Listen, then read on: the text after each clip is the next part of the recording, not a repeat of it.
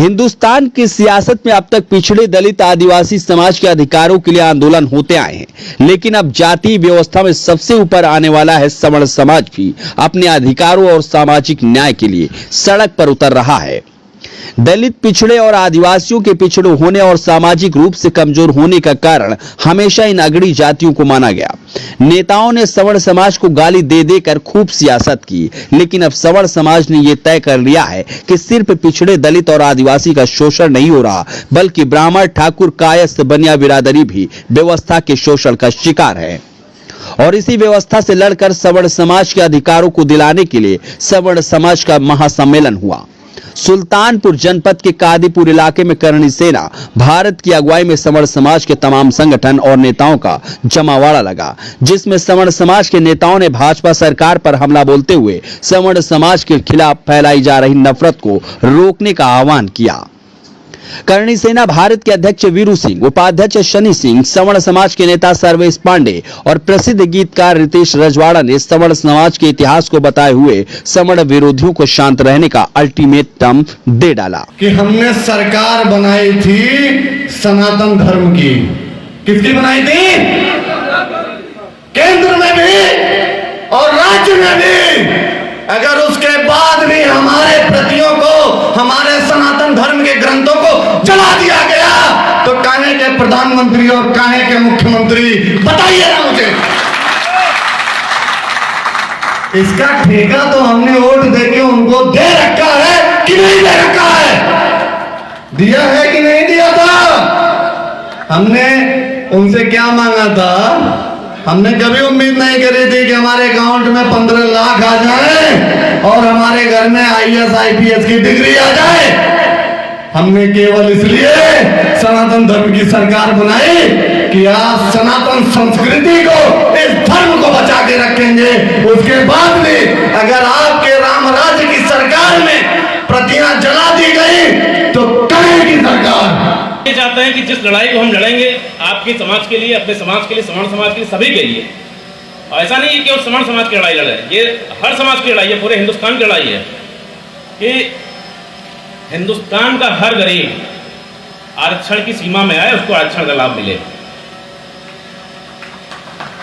और वो लड़ाई आज तक किसी नेता ने लड़ी नहीं, न उस सवर्ण समाज के नेता ने लड़ी, न हमारे किसी ब्राह्मण, ठाकुर, हमारे किसी समाज के नेता ने लड़ी नहीं, ना आवाज उठाई कभी आज तक, न संसद में, न विधानसभा में, न कहीं। उत्तर प्रदेश में भी सवर्ण आयोग के गठन की मांग सरकार से करेंगे। अगर सरकार ने प्रेम पूर्वक इस हमारी मांगों को सुन लिया, मान लिया तो ठीक है, अन्यथा 10 लाख की भीड़ हम लखनऊ में करेंगे। और जब तक हमारी मांगों को सरकार नहीं मानती, तब तक हम 10 लाख की भीड़ वहां लेकर बैठे रहेंगे। ब्राह्मणों और क्षत्रियों को लड़ाने के लिए ब्राह्मणवाद और ठाकुरवाद चलाया गया। आपको पता है कि ब्राह्मणवाद और ठाकुरवाद क्यों चलाया गया? मैं बताना चाहूंगा। अरे क्षत्रिय हमारे महाराज होते थे और ब्राह्मण क्षत्रियों का गुरु होता था। हम लोग कैसे अलग हो सकते हैं? लेकिन ब्राह्मणवाद और ठाकुरवाद चलाने का उद्देश्य का बस इतना था कि जब दो शेर आपस में लड़ते हैं तभी सियार कुकुर बिलार राज करते हैं। यह समय आपसी वर्चस्व की लड़ाई लड़ने का नहीं है, अपने अस्तित्व को बचाने का है। कुछ लोग कहते हैं हमारी आबादी 3% है, कुछ लोग कहते हैं हमारी आबादी 4% है, कुछ लोग कहते हैं हमारी आबादी 14% है, 15% है। मैं कहना चाहता हूं हमारी आबादी भारत में 30% है। ये 3% बता करके सिर्फ और सिर्फ हमारे मनोबल को गिराने का काम किया जा रहा है।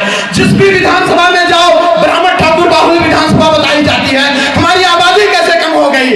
हम किंग हैं और किंग मेकर भी हैं। उत्तर प्रदेश में अनुमानतया 22% सवर्णों की आबादी है।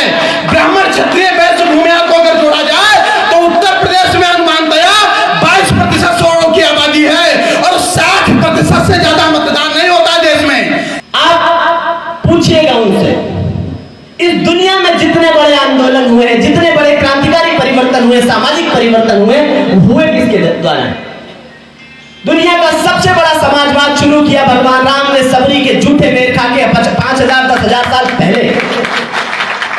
दुनिया का सबसे बड़ा सत्याग्रह गांधी ने शुरू किया, पोरबंदर के प्रधानमंत्री के लड़के सामंत। दुनिया का सबसे बड़ा आध्यात्मिक आंदोलन स्वामी विवेकानंद ने शुरू किया, कितने बड़े कायस्थ परिवार से सामंत थे, पूरी दुनिया में अध्यात्म को फैलाया। बुद्ध बुद्ध हो, गांधी हो, राम हो, चारू मजूमदार, नक्सल आंदोलन, राजा का लड़का, उसको लगा कि हमारे पिताजी अन्याय कर रहे हैं लोगों के साथ, मजदूरों के साथ, उसने उनके हक में आवाज उठाई और दुनिया का सबसे बड़ा नक्सल आंदोलन खड़ा किया।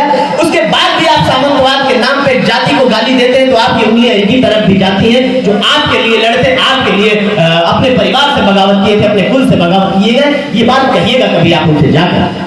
जैसा कि सुना आपने, इस सम्मेलन में आरक्षण से लेकर समाज और सियासत में समण समाज के खिलाफ साजिश रच उल्लू सीधा करने वाली पार्टियों और नेताओं पर निशाना साधा गया। इस सम्मेलन को करणी सेना भारत के जिलाध्यक्ष दीपक सिंह ने आयोजित कराया। दीपक सिंह का कहना है कि समण समाज में आने वाले चाहे ब्राह्मण हो, क्षत्रिय हो, कायस्थ हो या बनिया, सब अपने दिमाग, कौशल और साहस से आगे बढ़ते हैं। इन्हें आरक्षण नहीं मिलता, फिर भी ये संघर्ष कर सफल होते हैं, लेकिन तमाम नेता इन्हें गाली देकर अपना उल्लू सीधा करते हैं और पिछड़ों, दलितों और आदिवासियों में नफरत का जहर भरते हैं।